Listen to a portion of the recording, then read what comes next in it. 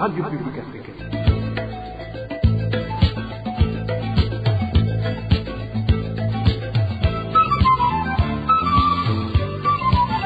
Radio Publique Africaine.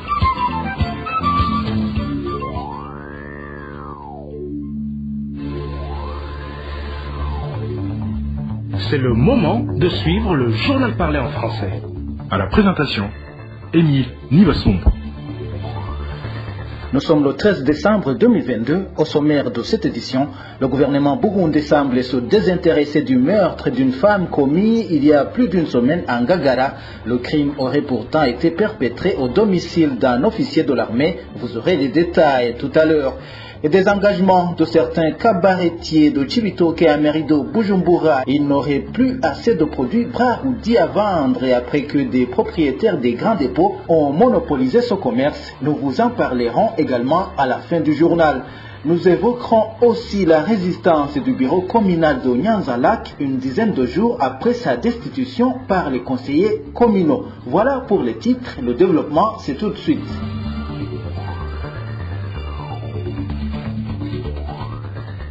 Sécurité pour commencer, des vols nocturnes prennent de l'ampleur dans certains quartiers de la zone Cibitoke à Merido, Bujumbura. Quelquefois, les voleurs agressent même les victimes. Les Imbonerakure du parti CNDD-FDD sont pointés du doigt par la population. Les détails avec Dani Claire, il la trouve.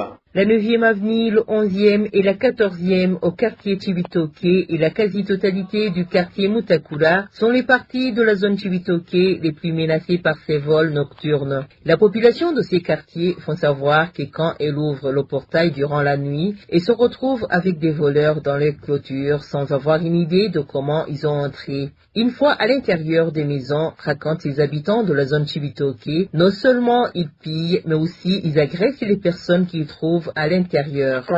Ces derniers jours, il s'observe des vols nocturnes remarquables dans certaines parties de Cibitoke, entre autres Mutakura. Quand nous ouvrons nos portails, nous nous retrouvons avec des voleurs. Ces vols sont multipliés de plus en plus, surtout sur les 9e, 11e et 14e avenues. Les vols ne sont monnaie courante. Quand ces voleurs te retrouvent seul dans la maison, ils te frappent sérieusement. Une personne s'est déjà fait blesser par ces voleurs. Elle était seule dans la maison et ils l'ont frappée, utilisant même des pierres. Par la suite, ils lui ont tout volé dans la maison. C'était entre 22h et 23h. Les Imbonerakure du parti CNDD-FDD sont fortement soupçonnés par la population d'être à la tête de ces vols. Les habitants de ces quartiers ne comprennent pas pourquoi, même quand ils crient au secours, personne ne vient les aider alors que la police et ces Imbonerakure sont toujours dans des patrouilles nocturnes. Tout cela nous fait peur et nous nous demandons pourquoi cela alors qu'il existe des agents de l'ordre qui, en collaboration avec les Imbonerakure, font toujours des rondes nocturnes, mais jamais personne n'intervient. Même si nous crions pour chercher secours, nous ne voyons personne pour nous sauver. Donc, nous croyons que ce sont les mêmes Imbonerakure qui volent pendant la nuit. Actuellement, les habitants demandent que les Imbonerakure soient suspendus dans ces activités de patrouille nocturne. Pour cette population, même l'un de ces voleurs qui avait été arrêté dernièrement a été relâché par les mêmes Imbonerakure. Nous demandons à ces Imbonerakure qui se croient actuellement plus forts que la police nationale d'arrêter ces patrouilles nocturnes pour que cette activité soit faite par la police car c'est elle qui est connue par la loi. Par exemple, dernièrement, il y a un voleur qui avait été arrêté par la police, mais les Imbonerakure de Cibitoke l'ont vite fait relâché. Un policier nous a dit que les Imbonerakure ont dit que ce voleur arrêté fait partie de leur groupe. À ce propos, la rédaction de la RPA n'a pas pu joindre Eve Ninina Hatsui, la chef de zone Cibitoke, pour s'exprimer. Je vous le disais dans le titre, il y a plus d'une semaine, le cadavre d'une femme du nom d'Alice Nhaokagiye a été découvert au quartier 9 de la zone Ngagara. Nous sommes dans la ville de Bujumbura. Malgré les informations mises en exergue par des personnes qui suivent de près le dossier, le gouvernement et surtout la police semblent se désintéresser du meurtre. Le point avec Josiane Mouzanez. Le corps de la jeune femme a été découvert en date du 5 de ce mois de décembre au quartier 9 de la zone Ngagara, en face des enceintes de l'ancienne société Sodeco. Des informations qui nous sont parvenues indiquent que la victime répondit au nom d'Alice Naoka Guillé, âgée de 35 ans et native du quartier Mutakura dans la zone Chibitoke.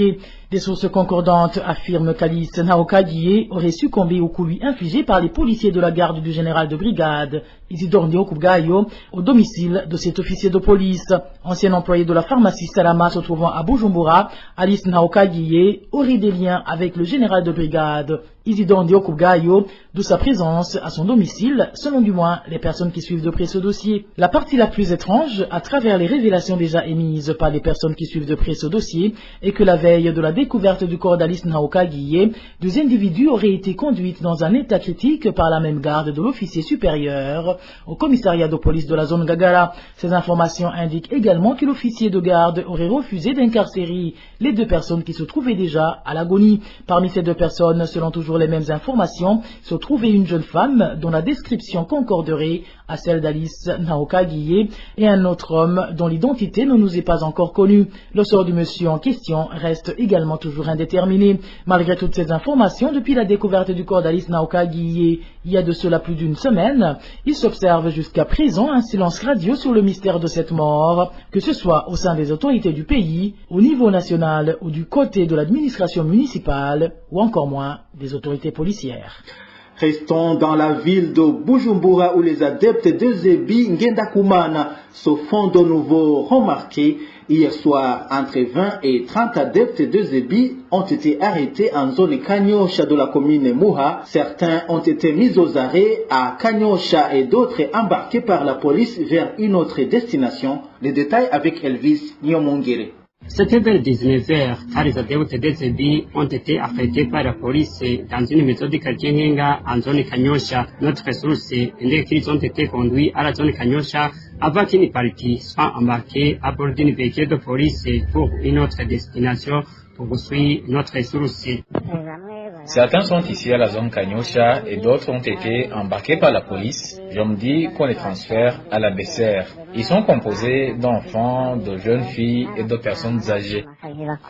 Le lieu de leur arrestation laissait comprendre que ces adeptes de Zebi venaient de passer pas mal de jours, vu ce qui a été découvert à cet endroit. À l'endroit où on les a découverts, il y avait des lits, des objets pour malades, des hosties, des bougies et tout consort. Ces adeptes de Zebi oscillaient 20 et 30 personnes. Différentes opinions indiquent que ça faisait un moment que la secte de Zebi ne donnait pas de signe d'existence à mairie de Bujumbura jusqu'à hier soir. Dans un instant, nous parlons gouvernance. La destitution des membres du bureau communal de Nyanza-Lac, dont l'administrateur a été faite conformément à la loi communale du Burundi, comme le montrent certains documents dont dispose la RPA. Pourtant, cette destitution n'est toujours pas effective une dizaine de jours plus tard. Eloge Divin Remesha nous en dit plus. Le conseil communal de Nyanza-Lac est constitué par 31 conseillers. Parmi eux, 22 sont issus du parti CNDD-FDD, 7 du parti CNL, tandis que 2 sont des ultronistes. Au mois de septembre, les conseillers communaux membres de la commission sociale ont été chargés d'effectuer des descentes sur le terrain pour s'enquérir de la réalité sur les indignations de la population qui accusait l'administratrice Marie-Goretti Iranhonda et son bureau de mauvaise gouvernance. Des descentes qui ont par la suite poussé ces conseillers communaux à demander via une correspondance écrite en date du 26 novembre une session extraordinaire au président du conseil communal, Prudence Kabura, comme le leur autorise la loi communale dans son article 28, section 3, laquelle loi stipule que la session extraordinaire peut être convoquée si un tiers des conseillers communaux en ont la demande. Là encore, cet article précise que cette session doit être convoquée par le président dans un délai n'excédant pas 8 jours à partir de la date où elle a été émise.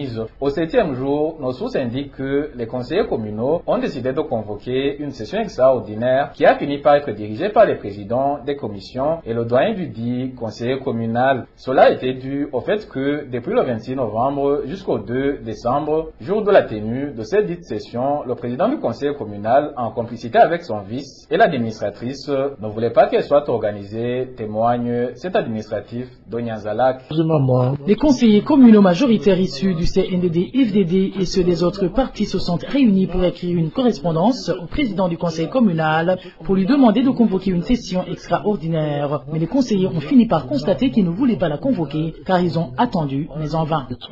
Les 22 conseillers communaux qui sollicitaient la tenue d'une session extraordinaire ont donc décidé, en date du 2 décembre, la destitution du bureau communal, comme le prouve le procès verbal envoyé au gouverneur d'Omakamba. Cette dernière a par la suite mis en place une commission chargée d'enquêter sur la véracité des faits. Une commission qui, selon nos sources, n'inspire pas confiance car l'administratrice d'Onyanzalak travaille en étroite collaboration avec la gouverneure Françoise Ngozi-Lazana qui a toujours couvert ses nombreuses fautes.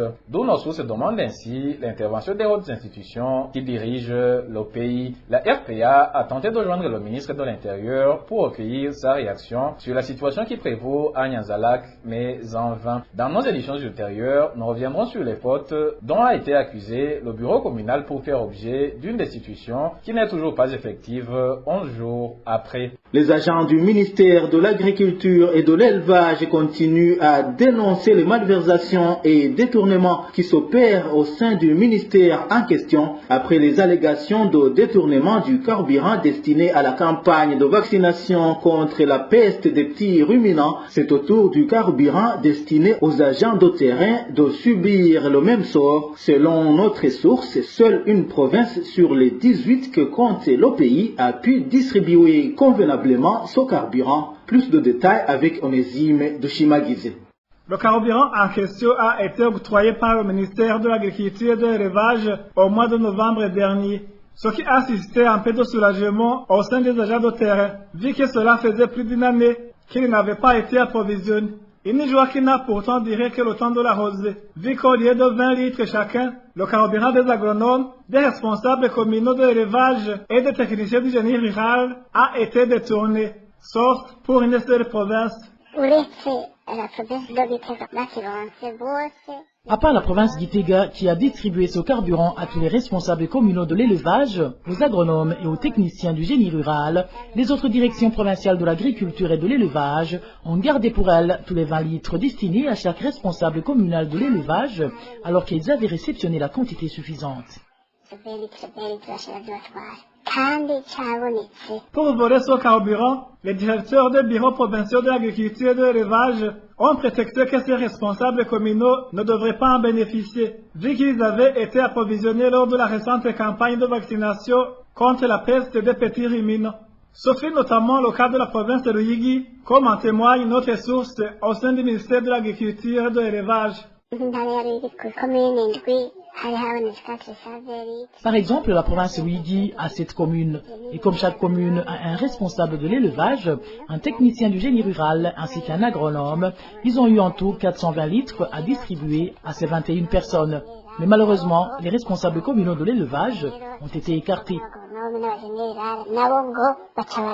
De 420 litres d'essence réceptionnés par la province de Ruyigi, seuls 280 ont été distribués et les 140 autres litres destinés aux responsables communaux de l'élevage se sont volatilisés. Quant aux autres provinces, aucun de leurs agents n'a reçu les 20 litres de carburant. Des sources dignes de foi font savoir que tout ce carburant alimente pour le moment le marché noir à raison de 12 000 francs burundais le litre. Toujours en page gouvernance, c'est regrettable qu'un groupe de gens s'improvise pour exiger de l'argent à la population, soi-disant pour la restauration d'une association. C'est la réaction de Gervais Niwigira, vice-président du réseau des citoyens probes RCP en sigle, après les grognes des conducteurs de mototaxi de Kirundo qui dénoncent une contribution forcée exigée par les dirigeants de leur association. Gervais Niwigira demande aux autorités administratives d'arrêter cette opération. Je vous propose de le suivre. Nous avons entendu des lamentations de la part des motards de la province de Kirundo qui sont obligés de payer une somme de 50 000 francs burundais aux représentants de la Motrabou de cette province de Kirundo. C'est pourquoi alors nous demandons l'arrêt de cette mesure qui a déjà eu des conséquences sur la vie des motards parce qu'il y a ceux qui ont déjà abandonné le métier, d'autres qui ont été arrêtés et d'autres qui se cachent de peur d'être arrêtés par le représentant de cette organisation d'Avros de Kirundo. Aussi, nous rappelons que le Premier ministre a suspendu ce genre de contribution. C'est pourquoi nous demandons à l'autorité provinciale d'user de leur autorité et arrêter ces mesures de faire des contributions forcées à des motards parce qu'il y a des conséquences néfastes sur la vie de l'opération. Et nous rappelons aussi que ce genre d'activités ont une grande importance pour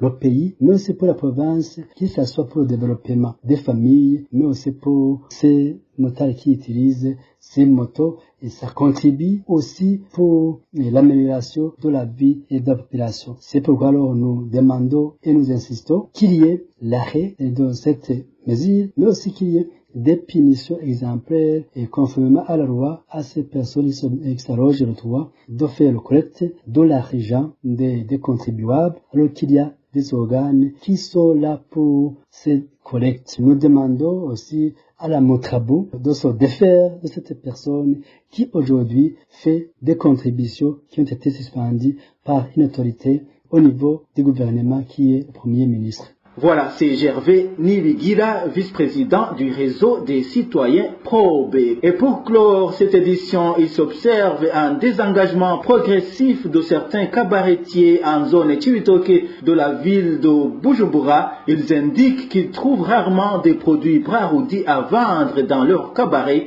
Ils jettent le tort aux propriétaires des dépôts méga SSD qui, selon eux, ne servent que leur propre cabaret. Les détails avec Eric Nyonzima.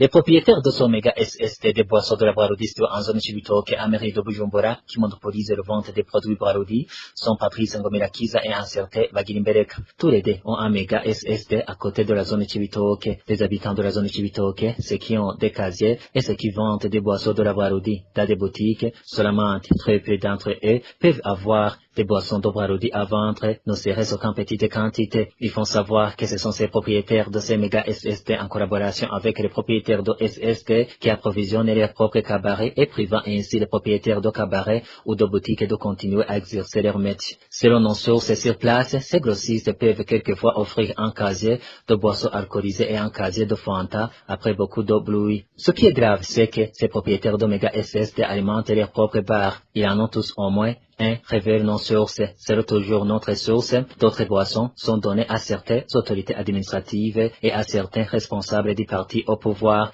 qui ont leurs bars. Nos sources révèlent qu'ils voient souvent des véhicules qui transportent des boissons de la Braroudi depuis l'Omega SST à destination des bars de ces deux propriétaires. L'un de ces bars se trouve à Kumase et appartient à M. Bagilimbereka et l'autre appelé Miroir appartenant à Ngomelakiza Patrice. Ceci étant, il est strictement interdit aux propriétaires des dépôts méga SST ou des SST de posséder un bar. Le fait de manquer régulièrement de boissons à vendre a fait que certains propriétaires de cabarets ferment leurs portes. À ce propos, nous avons essayé de contacter Ngomelakiza Patrice, l'un des patrons de SST de la zone Chibitoke, mais il n'a pas voulu s'exprimer. Voilà, c'est par ici que nous mettons un point final au journal du 13 décembre 2022. Merci à vous tous qui nous avez suivis à la présentation. C'était Émile Niwasumba. Passez une agréable soirée chez vous. Au revoir.